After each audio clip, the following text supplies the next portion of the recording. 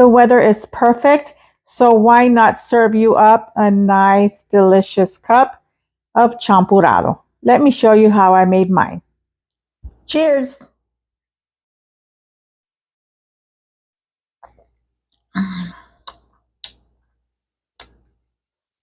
I'm going to start by adding in 2 cups of water, 1 whole piloncillo, and this is for sweetness, so you could add half if you like. It just depends on the sweetness that you want your champurrado. We like ours sweet, so I'm adding in 1 whole one. I'm also adding in 1 chocolate abuelita and 1 whole cinnamon stick. And to that, I'm going to add in 3 whole cloves. I have my heat set at medium, and I'm going to just stir this until the chocolate and the piloncillo dissolve in the water.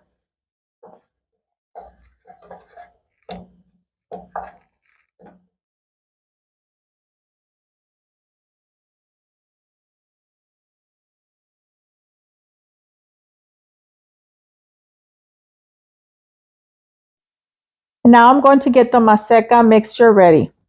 I'm going to add in half a cup of maseca, and with my heat at a medium-low, I'm going to toast this maseca. This will take about 5 minutes. And you can see now that it has toasted because it's brown now. So now I'm going to turn off the heat and I'm going to set this aside. In my little blender, I'm going to be adding in the maseca.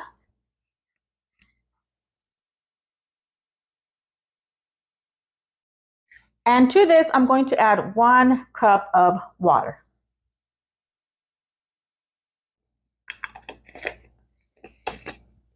And now I'm just going to blend it well. And once it has all blended nicely, I'm just going to set this aside until I'm ready to use it. And now that everything has dissolved, I'm going to add in 5 cups of whole milk. And I'm going to stir this for about 10 minutes.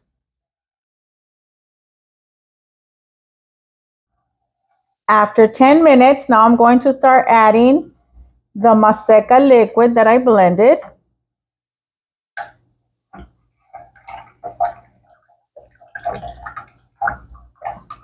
And I'm just going to keep stirring.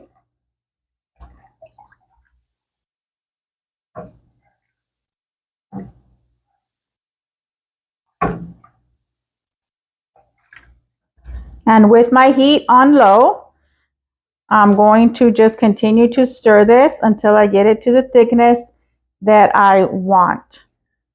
Remember, everybody makes their champurrado different. Some like it thicker, some don't. You make it the way you like it. After 20 minutes, the champurrado is now done. It's ready to enjoy.